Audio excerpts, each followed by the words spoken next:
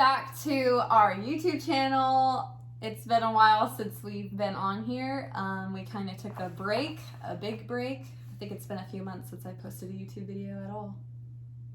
Absolutely. A lot has happened. That's for sure. A lot has happened. So basically we just wanted to make a little video to keep a little, I guess, diary for us and our future kids and our family to watch. Just because we have such a big testimony from the Lord of how we got here to Texas and how we ended up where we're at, and just all the details. We're just finally ready to sit down and share. A lot of people are asking, why'd you move to Texas? How did you get jobs there? What happened? So who in the world would leave their families? Yeah, we got it all. Family. So we wanted to just sit down and make a little video about how it all happened with all the details. So yeah. Okay, so from the beginning, I'm trying to remember all the details, but I know we made a video a while back, or I did, but I think by myself, about we moved in with Jacob's parents in July of 2020, and both of us lost our jobs in April of 2020. So we decided to move in with his parents to save money, and we just didn't really know what was going to happen with our previous apartment in Modesto, California. And we have to introduce Catcher. We got a puppy too. Yeah. Anyway, crazy. We didn't know what was going to happen, so basically we just decided, let's just move in with your parents, and that way we don't, lose all of our savings just paying rent and not having jobs. Yeah. So we moved in with his parents in July of 2020, and it wasn't an easy decision. We're newlyweds at the time, and ain't the ideal thing you're looking for when you get married. Yeah, it wasn't very ideal. So that happened. But it was a blessing. Yeah, it was a huge blessing, and we're so thankful to his parents. And at the same time that we moved in, the same weekend actually, was when Jacob started his new job with a brand new company, completely separate from the job that he was laid off of due to COVID and some other problems that we won't go into. But he started in July with his new company, working in the same field. Do you want to talk a little bit about that, how that happened? Nothing. I just prior was working at a job that I honestly thought it was a company that I was going to run down the future, and a lot of promising things. Even some words were said that I would be the face of the future and all these different things, and that ended up not working out. It actually ended up crashing and burning quite quickly. Yeah. And my dad and I actually work in the same company, and some things happened, and it's for the best because the Lord was actually protecting me down the road. Then COVID hit. We had to kind of pivot and see what we can do and move with my parents, which they were so generous to. And I landed a job with an electrical contractor in the Bay Area. And let's just say it's been awesome, and it's been a blessing. And it's been fun. So much has happened. Yeah. Right after we got laid off, we started doing this online marriage class with our pastors and some of our community back home in California. And we were just opening up, being totally vulnerable about how we got laid off. And one of the girls in our little online group just started prophesying over us, mainly Jacob, saying, I believe at your next job. You okay? Sorry, I'm getting comfortable. She said, I believe at your next job you will be celebrated and honored. Not just tolerated. Yes. And we were like, awesome. So we were really praying into that. And we were both very nervous for him to accept this new job, because he had just been wronged so many times by previous companies in this specific field that we were very hesitant, but we decided it was for the best, and we were almost in desperate times, just not working, and we knew we needed jobs to support us, support each other and our family. So he accepted the job, and they have done nothing but celebrate him. And they have just honored him so much. They affirm him daily about what a great job he's doing, and his leaders and his bosses and just all of his coworkers back home were so good to him, so good to both of us. Yeah. And so we'll get into that of how all that has unfolded with getting us here to Texas. But is that all with what happened last year? Last year was a lot, but yeah, we got married, 2020 hit, and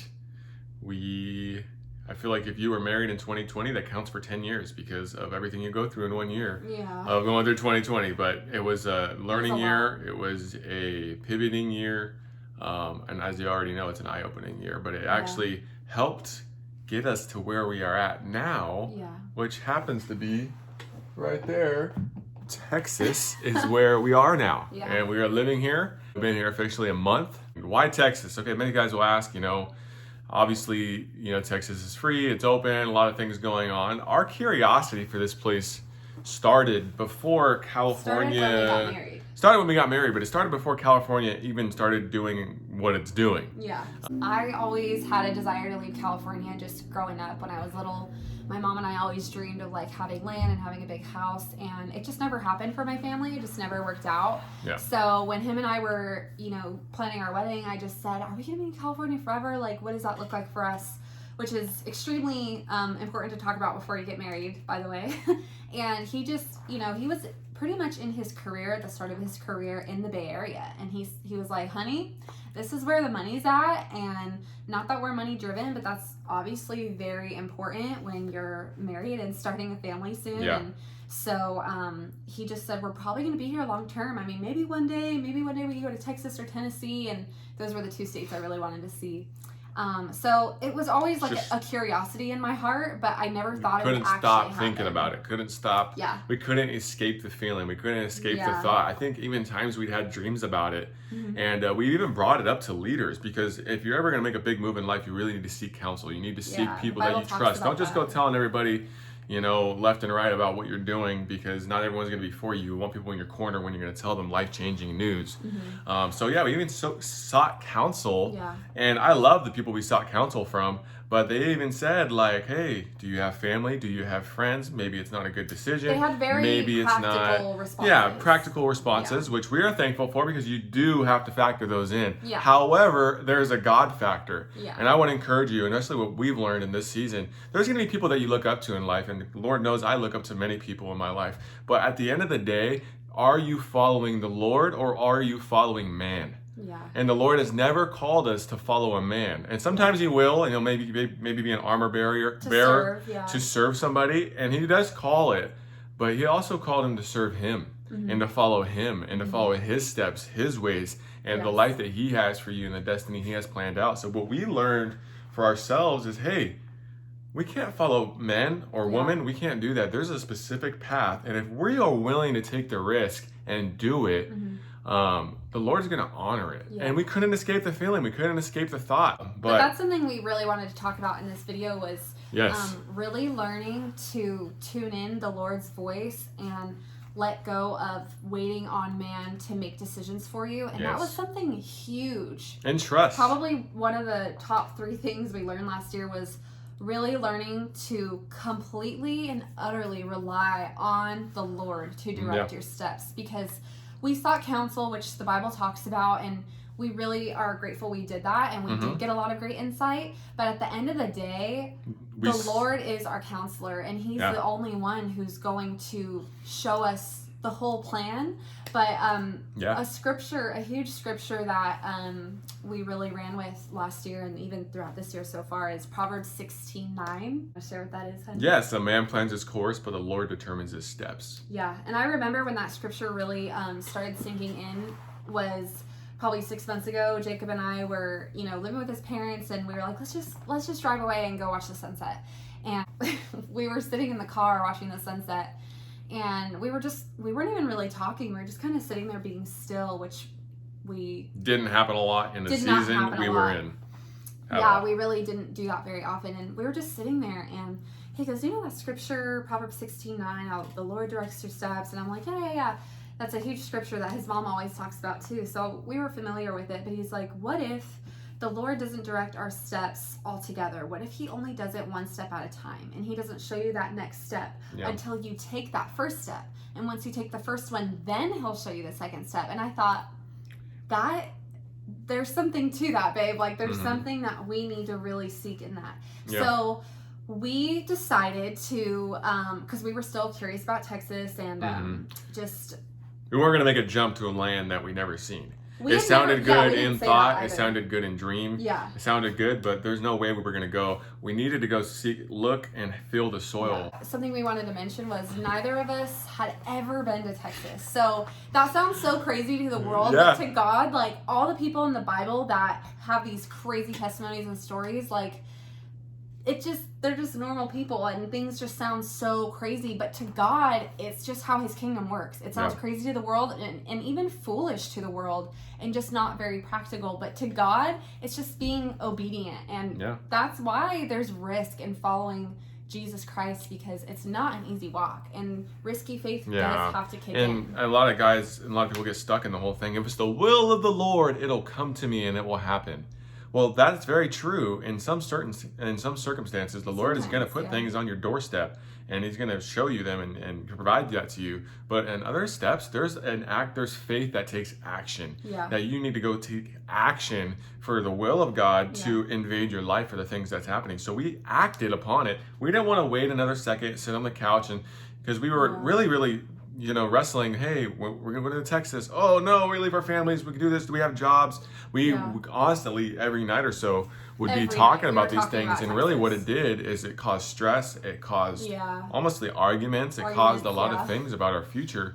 And at some point, we had to do something. We couldn't talk about it. We couldn't what if about it till the cows came home. We couldn't do these things. We needed to go out, see the land, and also take an act of faith. So we did. Going off what he just said, we couldn't just sit around waiting for God to hand Texas to us or hand a home in Texas to us. Because there was a silence in that season. We were seeking the Lord, but was a silence, not an absence. And there's a season for that, I think, for everyone in certain moments of our life. There was a huge season of waiting for us. Like, Jacob was commuting 5 hours a day, sometimes more, sometimes a little less, working at his job in the Bay Area. And even though he loved his job, that commute was kicking his butt.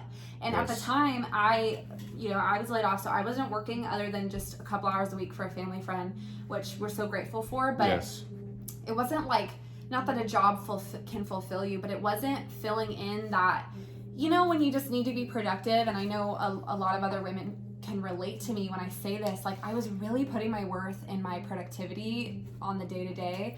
And it is good to be productive still.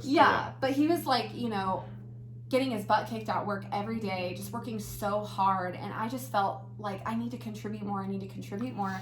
So we definitely went through a season of waiting in more ways than one, in our personal life and in our walk with the Lord. We didn't hear anything from him, but we knew we were curious about Texas. So, and at that point, we had been living with his parents for about 6 months or so, which kind of was our cap. We told each other when we moved in, like, we'll probably be here 6 months, maybe 8 months, but that's probably it. And we'd been there 6 months and nothing had happened other than his job. And we were just saving money. Like, we had no plan. And we thought we had a plan. We talked about ideas, but every idea that we thought about, just our spirit didn't confirm or resonate with. We were going to buy a house in a different area in California. We really were. We were looking every day at houses in a specific city. And we were very involved. We were involved in happy at going to a church out in the Bay Area. We really loved, and we thought, maybe that would be it. And yet we still were commuting an hour and 30 minutes to get there every day and back on top of my normal commute. So we just thought, like, there has to be something different. There has to be something more. And a lot of times we think about stuff, and I'm just speaking for me. We only stay where we are at because that's all we've ever known. And I just got this bug in me, like a risk-taking bug. You can call it a kind of a gift of faith to do something crazy. And sometimes that craziness turns into faith, but it starts with a curiosity. And the Lord actually put that there. And it's crazy to see what happens when you trust Him with it all. And we finally had our end. We stopped what-ifing about it. We stopped doing this and that. We stopped just talking about it to our families without even being serious. And we really just kind of drove our feet in the ground and said, no, we're going to go do it. And we were kind of joking about moving to Texas with our families for months. We were just like, one day we'll live in Texas. And a lot of people were like, where is this coming from? But we just had this dream. Actually, that curiosity turned into a dream. And again, we still hadn't been there. So the fall came around, and his parents really wanted to visit this church here in Texas that they have been watching online. And the pastor's amazing. And we were like, that's cool. And they said, well, we're going to go to Texas. With you guys. Well, they said, we're going to go to Texas if you guys want to come. So we were like, this is our shot. We really need to go. So this was just a few months ago. We decided to kind of drop everything, go to Texas. We were like, let's just go for a week, feel out the land, just see just see if it's even it, because we had this curiosity that turned into a dream, but we didn't know why. And we also sought prayer and counsel more. We've got prayer and a word about, when we came, and that the word was from a family friend who's awesome. Yeah. And she said that you're going to know when you land. And we're like, oh, snaps. We had expectation when we were going to land. So we had a huge expectation. So we booked a flight with his parents. And again, that family friend came over and she said, I just feel something like an anticipation for you guys. She said, when you land, you'll know. She actually told that to Jacob. I wasn't even, I don't think, home yet when that happened. So anyway, we decided to plan a trip to land in Austin, Texas, at that airport in Austin, and drive north. So we wanted to go through Waco and go to Magnolia, of course, because we were watching Fixer Upper every day. And then we wanted to get into the Dallas-Fort Worth area and go to this awesome church that his parents were talking about. So we landed in Austin with this huge expectation that God was going to, speak to us or give us a dream our first night here or something, right? We landed in Austin and I was like, hey, do you feel anything? He's like, no, do you? And I was like, it's humid. No. Yeah, it's hot here. There was nothing. No. It was very silent. Mm-hmm. The only thing we got out of Austin was we didn't really like it. We landed in the evening time and then we decided to just go to the Capitol and kind of explore the city. Yeah. But I just felt so much heaviness in the atmosphere, just in my spirit, and I was just looking at him, and I was like, this just isn't it. I don't want to live here in Austin. There were some nice areas, though, but, it just wasn't it for us. To each his own, I would say. Yeah, so we had some friends telling us, check out this city and this city. It's outside of Austin. So our plan, which we didn't really have one, but our plan was to kind of look at model homes while we were here and just get an idea of the area. Yeah. So the next day came around and we were looking at model homes in just the outskirts of Austin, or cities outside of Austin. Mm-hmm. And we loved the houses, but we just didn't feel that shift that we were expecting. Yeah. And we told the Lord, look, God, if you want us to leave our families, if you want us to come here, we will, and we know you'll make a way. But it has to be from you. It can't be from an amazing house we can get. You have to show us why you want us here. So we really were really depending on God to speak to us during that trip. So of course we go to Magnolia and go to Waco, having so much fun. And then Wednesday comes around and his dad said, so the church we want to go to is having a community night on Wednesday. And Jacob and I, to be totally honest and vulnerable, didn't want to go. We did not want to go. But it was almost unusual for us, because normally we would have been like, okay, yeah, but we didn't want to go. We were like, you guys can go, we'll stay home. Yeah. So we were actually not looking forward to going to this church. So we drove on a rainy night and we got here to a day on a small group. So the Wednesday night that we were here, they were having small groups. It's called a community night. And Jacob and I were like, this is going to be so awkward. Small groups with a bunch of people we don't know in Texas. We're Californians. We didn't know how that was. Yeah, we wanted to play that undercover as much as we could. Yeah. So we were worshiping during the community night. They do worship first. So we're worshiping, and then I hear this little voice behind me go, y'all sit with us during the small groups. I turned around, I waved at her. And so I followed her over when we broke out into small groups, and we ended up just hitting it off. She talked about how one of her best friends is a recruiter that just moved here to Texas from Tennessee. And we were both like, well, if we move here, we're going to need jobs out here. So all these crazy, it's just a whole other story. So all these crazy connections were happening. So basically, we spent the rest of our time in this area, checking out Fort Worth, Dallas, surrounding cities. And Sunday came around, which was our last full day here in Texas. Oh, yes, this was good. And we were like, let's go to church. So we went to the same church. Pastor's amazing. Amazing, yeah. All these awesome things happened during service. During the service, the pastor had said something very hit us pretty home, and he was talking about doubling down on our risky faith. Yeah. He went through the Bible and talked about all the people of risk, and he talked about how Christianity today, it's too much like a cruise ship. We're on a vacation, we're on a cruise ship. He said, no, it's a battleship. Mm-hmm. And in this time and in this season, there's going to be people who will see great reward when they double down on their risky faith. Mm-hmm. And me and Rebekah looked at each other like, oh no. We were like, shoot, that's us. Oh, they're like, no, we have to do this now. Yeah. And that was a very big confirmation. And after that, we actually got to meet the pastor, and he had a prophetic word for my dad, which was out of this world amazing. Yeah. And actually hit the nail on the head with it. And it's actually been amazing. And they love it. And it was just a crazy impactful time. But my wife and I were like, man, double down on our risky faith. And I didn't even talk about And we couldn't even stop thinking about that the whole trip. But the reason that was so big, which we're just so excited to share this that I totally forgot this huge detail. Before we left to our trip, the Lord told his dad, he said, I'm going to take you on a scavenger hunt.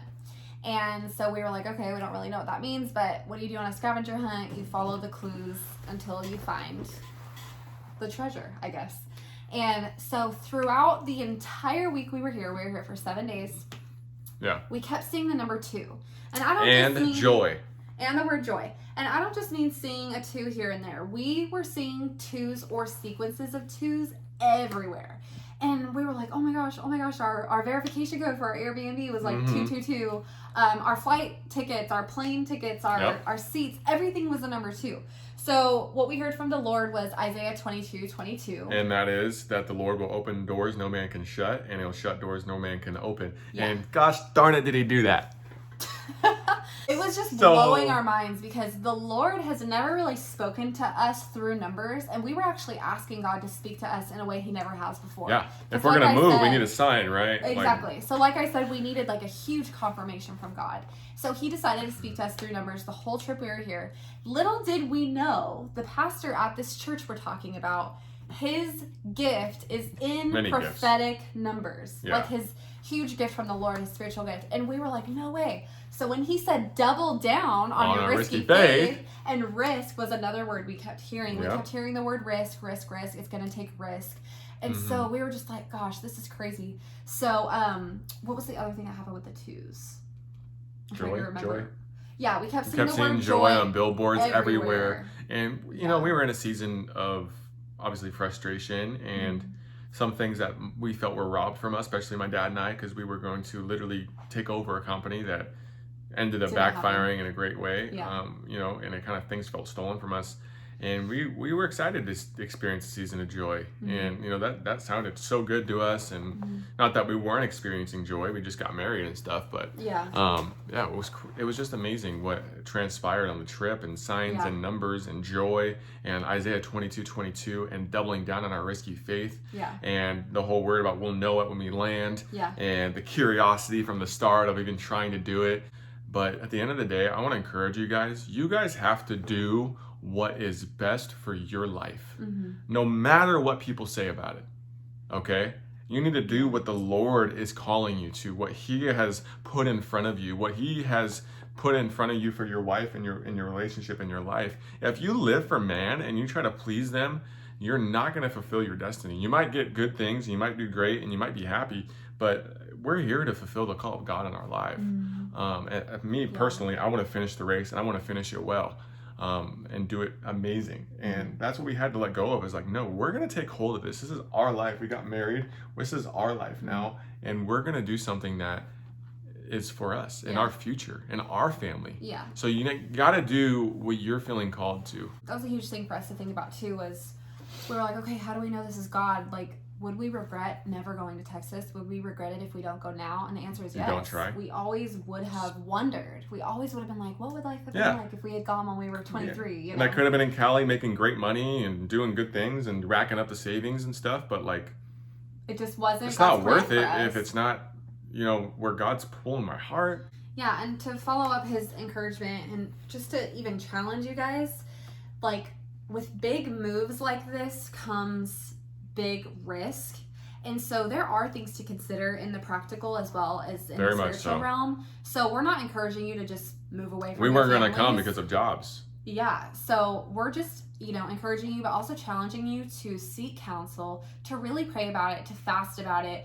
To us, like on the outside looking in, maybe if you're watching this, it might think like, wow, you guys got up and left. But no, we were in a long season of waiting and a long season of prayer and fasting and seeking counsel. Every night it was like we were crying about what was going on. We didn't know what we were doing. So it's not like it just happened fast. I know social media can make it look like that, but it wasn't. We're flying back to San Jose, California. And it was like really cloudy that day, and we were just so excited about the trip, but we were also like, so what now? Like, what are we gonna do when we get back? Are we gonna go back into our lives, back into his job, commuting by hours a day, back into the mundane? Like, what are we gonna do about this? Because we really felt like we were getting an idea of what the Lord was speaking to us about. Yeah. And after church that Sunday while we were here, we were like, let's go look at houses in this city. And I remember just driving through this long country road looking at him. We were in the back seat, his parents were driving. And I just remember looking at you saying, like, this is it. This is the town that we're supposed to be in. And that was that feeling that I was waiting for, and more than just a feeling, but just that confirmation that we were really seeking from God. So I did want to mention that too. Anyway, so we're flying back into San Jose, and I remember we land. Our family friend's words saying, you'll know when you land. And I just thought, man, we really didn't know. I thought maybe when we landed in a city, we never got that confirmation. So I remember we're flying in, we're about to land in the airport, and we see this huge rainbow, which of course, as we all know, is the Lord's promise to never flood the earth, but, you know, to keep it short, just the Lord's promise. And blessing I just as well. felt like, and blessing. I just really felt like God was reminding me of his promises to me. Yes. And so we land. Yeah. And it's like as if someone poked a balloon and all the air came out of it and everything was deflated. We looked at each other and we kind of just said, like, this is not home.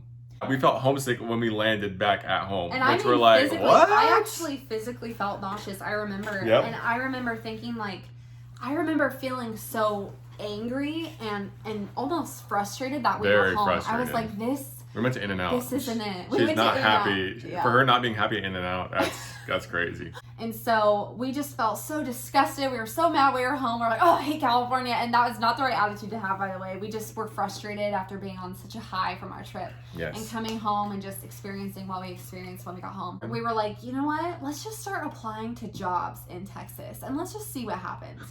So I get a text from my aunt, who I'm extremely close with, the day after we get home. She had no idea we had gone to Texas and come back. She told me that she knew we were going. She just didn't know when. She didn't know we already went. So I'm at home. He's at work the day after we get back. And I get this text from my aunt saying, hey, I'm really hearing this from the Lord. I don't know what it means. She hears from the Lord too. She's amazing. She's very prophetic. And she said, I don't know what it means, but I'm really going to just step out here because I feel like I need to share this with you. And yeah, basically what it said was, get ready. You need to start packing your bags. The Lord is going to move you. And it's going to happen quickly. It's going to happen quickly. You're going to need to be prepared. She said, you're going to need to be prepared. She said, don't look to the right or the left. Drown out the noise, basically. And she also said something about the Lord opening a door for us, which, as you know, is Isaiah 22:22, which is our huge scripture of our lives, basically. I think that's huge for us. And I call her, and I'm like, Did you know? Did you know we left? Yeah, I was like, who told you what happened on our trip? She's like, wait, you went to Texas already? And I was like, yeah. Oh my gosh. So that was like a sign. That was a huge confirmation for us. So we get back home, right? Stuff starts to happen. We're going to get to Texas, like, we're going to have to make some decisions. And prophetic. You know, we thought, like, you know, to make sure that we're declaring into our future that this is going to happen, we're going to take acts of faith. Yeah. So we went and got boxes. We were going to start packing. Just start packing because we're going to get prepared. We're going to know what's going to happen quickly. It's going to be suddenly. So we get home and we're getting boxes and my family's like, you guys moving? Like, what's going on? We're like, I don't know what's going on.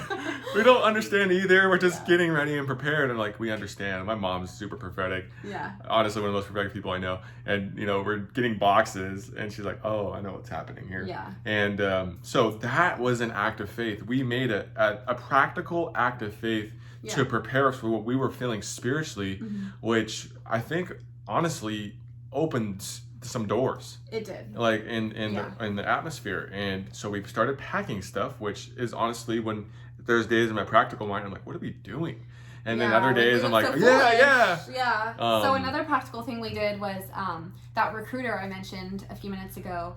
I ended up getting her phone number. I met her that Sunday we were there, and I basically told her, like, look, we want to move here, but she basically wanted to give me a job, actually. She was giving her jobs, but like, if we don't have a date we're going to move, how can you give someone a job? Yeah, so she goes, when are you going to be here, and when are you going to move here? I don't know. And we were literally like, I don't know. Like, it could be a year, it could be 5 years, we don't know, but we want to be here one day. And I could see the disappointment on her face, like, look, I want to help you get a job, but you got to let me know. So we come home. Like I said, we're applying to jobs. Like, like, you got to be here to have the job. Yeah. Duh. So I decided to call her one day just to let her know, like, hey, I'm still interested in this job, but I just didn't even know what I was doing. I was like, I'm just going to call her. So she goes, Rebekah, she has a really strong accent. She's like, I'm just going to tell you something straight up, okay? And I was like, okay. I'm like, what did she about to say to me? I don't even know her. And she said, you can apply to all the jobs you want, but you're never going to get a job here unless you set a date. And I was like, they went through something similar like we were going through, she too. went through something very similar to us. And I thought, duh. She's right. Like, how did I not? Of course. So I remember thinking, like, I hung up the phone with her. I was like, you're right. I'm going to call you back tomorrow with a date. So he gets home from work, and I said, when are we going to do this? Yeah, I was like, I had this phone call today, and I really feel like we need to set a date. So we decided to set a date for the end of March / beginning of April, because my nephew was due the middle of March, and we really wanted to be here for that. So we decided, let's just say April 1st. The next thing we had to do was tell our families, which was crazy, heart-wrenching. And we didn't have, obviously, no jobs. And they're like, what are you guys doing? Yeah, well, they knew it because we were talking about it, and probably for a year prior. Some of them were on the radar, let's just say, but there's going to be a point where you come to a fork in the road, and you literally, it's so scary to look at a life that you know nothing about. It's a life of the unknown. Yeah. I'm about to drive into places I've never been. I'm about to see places I've never been. I'm about to be in a land I've never been in, and it's super frightening. Yeah. And this is where it takes courage. God gave us courage in this time to take these steps, because normally, in the normal scheme of things, we would not have been able to. Yeah. So it was His grace, I really believe, came over us to do these things. And we just told them. And we put those words into the atmosphere and told them, this date we are setting to go. Yeah, and it was crazy because, like, day to day, we were literally crying out to God for answers. And He was coming home just so exhausted. Like, I can't do this commute anymore. But then when it came to the point where we had to let go of that commute and let go of that security and let go of that career, it was terrifying. And I was like, but like, this is what we've been praying for. But it was also, like, really hard to accept. So the next action we had to take was him quitting his job. I had to let go. And that was gut-wrenching. It was a tug of war. I would tell her, do you really think I should do this? You know how many times we asked each other, do you think this is the Lord? Yeah. Should we push our date? We sought counsel. Is this a season of assignment? Is this a season of permission? Is the Lord waiting us for it to move? You guys have all been there before, right? Is this the will of God? Yeah. Is this, because you don't want to miss the will of God, right? So the time comes. He said, I'm going to quit my job on this day. We'll put in his 2-week notice. And we decided... Probably a month away from our date that we were going to go. Because we wanted to use that last 3 to 4 weeks or so to just really soak in those moments with our family, to pack up, to figure out how we're even going to get here. Like, are we going to drive here? Are we going to fly here? We also just got our new puppy who's sleeping right here, but maybe he'll wake up in a minute. So I orchestrate this 2-week notice. Let's just say that he made a huge impact, to say the least, at his job site. Yeah, and that was my desire. To anywhere I go, is I want to influence the culture and the atmosphere of that place, and I was able to help in that.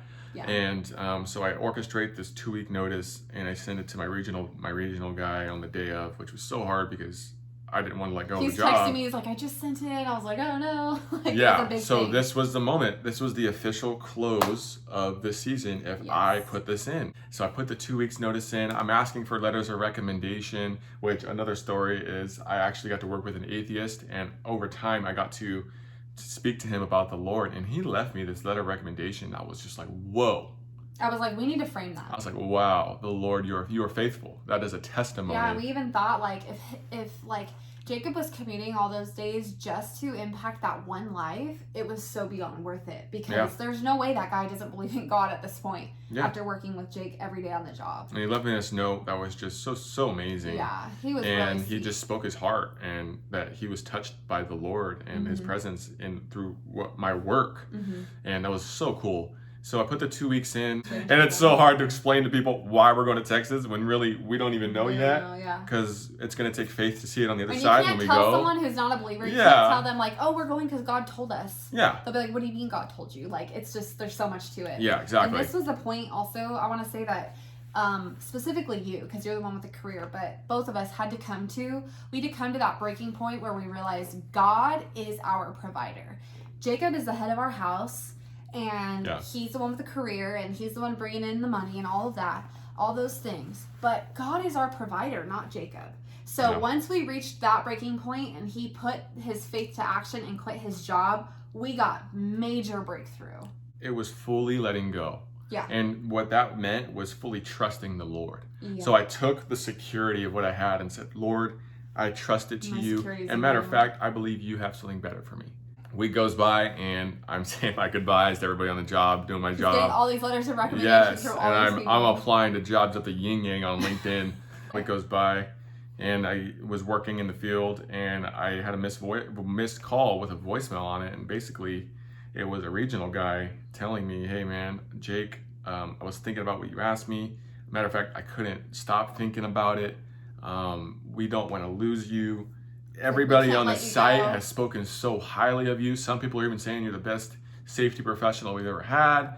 And with that being said, I made a call, and you should be receiving a call from corporate about something possible opportunity, but it might be a significant pay cut.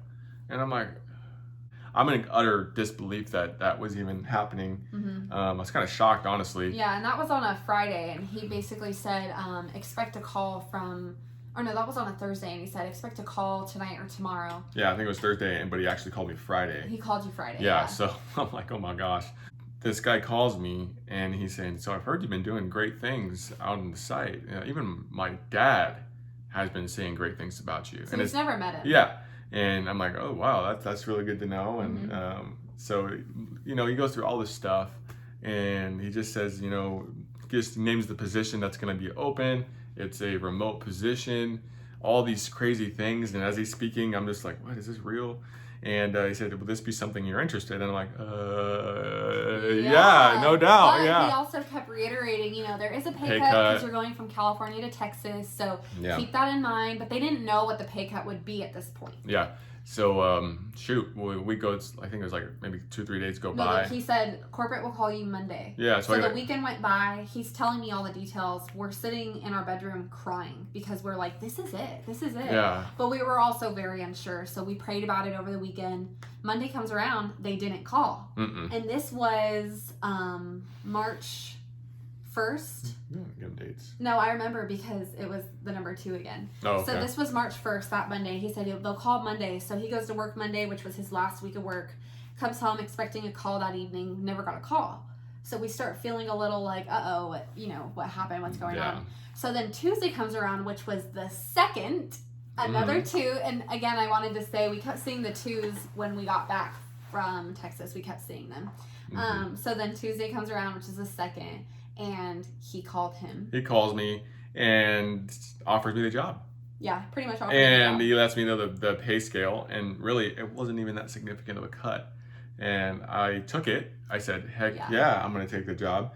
Mm-hmm. And we wanted time to spend with my family during the move. And I asked him about that. He said, oh, no problem. We could do that. And then I asked him about, what else did I ask him about? Just a whole bunch of transfer stuff. And he was like, oh, that's easy. We'll take care of that. And I was like... it was instead of a rehiring process. Yeah, it'd be a transfer. It was a transfer. And everything I said, all my big questions of like, oh, this is going to be a problem. He was like, oh, easy. Oh, we can do that. No doubt about it.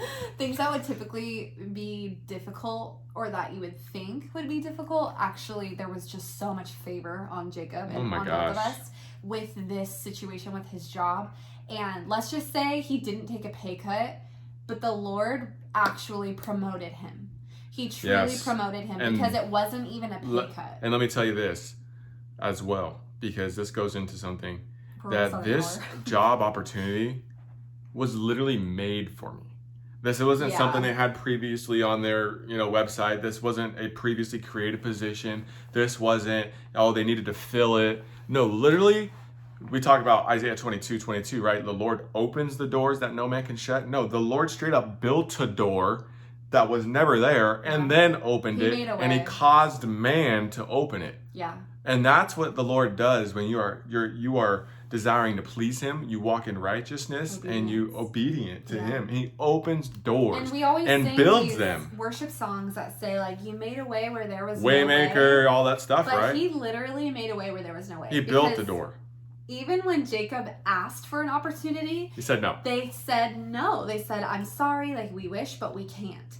So there was no opportunity for him to work at this current position. But a week went by and they literally created an opportunity because they didn't want to lose Jacob. So now, get this, he goes from commuting 5 hours a day, doing something he enjoyed, but it was just too far. And now he's working remote, full-time in a permanent position. Still traveling and stuff every now and then. Traveling, but doing the very thing he loves when he travels. So it's actually something to look forward to. Yeah. And with not even a pay cut. It was just crazy. But it's happened when we literally closed the book and said, Lord, we trust you with everything. You're our provider. I let go of my securities. You have them. This, Lord, show me who you are. Yeah. What are you going to do? I can only imagine what you're going to do. And it was very hard. And the Lord terrifying. broke through. He showed up and he showed off. Yeah. And to say the least. And that was something, that was a testimony. So we had an apartment. I knew I had a job when I would get to them. So anyway, my brother FaceTimed me, so we got cut off. But so that's what happened with Jacob's job. And it blows our mind every time we think about it. Still does. I mean, I remember sitting at his parents' house and figuring out what I'm going to do and waiting for him to get home from his commute. And he'd just come home so exhausted.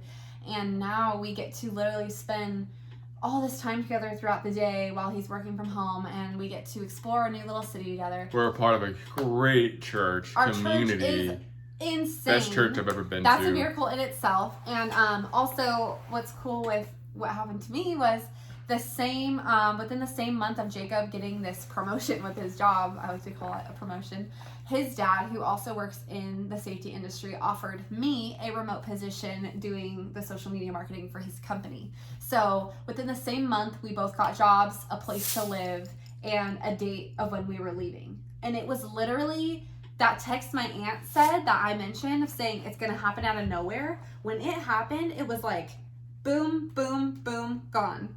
We're going. Yeah. So that's pretty much what happened. But it didn't happen, so he let go of everything. Everything. We didn't trust him. Even if we held on a little bit, it wouldn't have happened. And we let go of everything.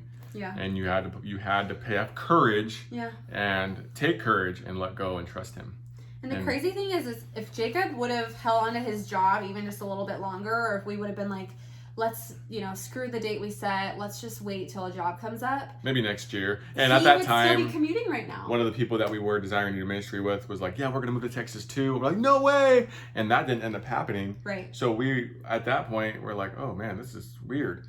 And we just felt the Lord like, are you going to trust me? Or are you going to follow me or follow man? And we just got spurred like, no, we're going to follow you, Lord. Yeah. We're going to follow you, Jesus. Yeah. That's what I want to be known for, is following the Lord. And that's what we were able to do. It was for us. Yeah.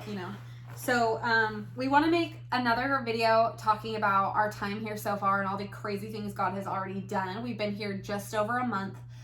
So we're near the Fort Worth area, building our community here. That, doesn't mean that it hasn't been hard and a little bit lonely without our families, but so far we've had no regrets of moving here. God has just been so good to us, and we're so grateful. We were just talking about this yesterday, and it just brought me to tears. Like, even if we love it here, we love it. Yeah, and we know our families would love it too, and every single place we go to is. But even if we, we're here by ourselves for years and years to come, like, I just have so much peace knowing that this is God's plan for you and me. Mm-hmm. Like, God has just reassured us time after time, and God's given us so many dreams since we've been here. And anyway, so we want to make another video talking about something really exciting that happened last week. But we want to save it for another video because we've been recording for an hour now. But we wanted to make this video to encourage you, so we hope it did just that. Yeah, bless you guys. And if you guys are thinking of big moves or thinking in your life, I'm not going to say it's going to happen exactly the way, but you need to trust the Lord with everything. And what I mean by that is that if you're going to let go of something good, He's going to give you something great if it's in His will. He's got you. And it's and He cares about all the things you care about, even if it seems small, like all these things that I can get into that just seemed like, oh, this probably wouldn't matter to so-and-so, but it mattered to me. God still gave us that. And shout out to one of my boys, Joe Pony, who wrote a book called Following Your Curiosity. We read that, and honestly, thinking about this stuff, sometimes the very dreams in your heart and the desires that you see for yourself down the road are actually the curiosities that you have in your mind and in your heart, the little ones that are in the back of your mind, like, oh man, I wonder like what that would be like. I wonder what a life outside of all I've known it would be like. And it started as a curiosity, I'm not gonna lie, as a little thing in the back of your mind and your heart that keeps on flicking it every other day, no matter what people say or counsel you're getting, and it keeps flicking away. And shoot, it's actually the Lord leading you. Yeah. If you would go for it. Right before we were visiting Texas, before we moved out here. And that was another thing I wanted to say. I could go on and on, but that's pretty much it. But another thing I wanted to mention was when we were here a few months back visiting and just kind of scouting the land and feeling it out, we thought it'd be a year or two. We were like, oh, maybe, we'll buy a house in California. 2 years, our families will be more ready. Yeah, we'll wait till, we maybe have a kid and then we'll come, which I don't know why we would think that. But little did we know it would happen in 3 months' time. Or I guess 4 months. And it happened and we're here now, and the Lord is still continuing to show us Isaiah 22:22 and how he's just continuing to open doors for us. Yes. And it's just such a blessing to be here and build our community here, and in the future get to raise our kids here in this amazing area. We're so grateful. And I'll just say this, like a final encouraging, inspiring thing, is that the pain of regret is far worse than the pain of taking risks. When you're walking in the Lord's will, we can keep going on and on, but when you're walking in the Lord's will, there's just something about that. When you know it's God, it outweighs that pain of what you've lost. To make it personal, we were really scared to leave our families. Jacob and I lived at home our whole lives until we got married. Then we moved in together. And then guess what? We moved right back in with his parents when COVID hit. So that was all we knew. And we were terrified to leave them.